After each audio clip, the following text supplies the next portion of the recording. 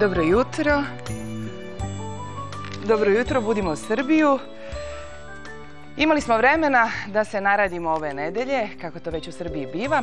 Zato će dvodnevni predah, dobro da dođe, ima i srećnika kojima baš od danas počinje godina sa letovanja, već od ponedeljka će ponovo da hvataju radni ritam.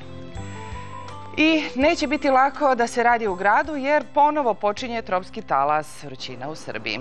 Na ovakve slike smo skoro navikli. Sada je most prohodan. U Automoto savezu je Jovica Mitić. Jovice, dobro jutro. Olivera, dobro jutro vama, dobro jutro i svim gledalcima. Toplo i u celoj Srbiji biće tropski dan. Ljubičeva biće u nedelju na preobraženje na Beogradskom hipodromu. Na redu je trka sezone, zvanično pehar predsjednika Republike.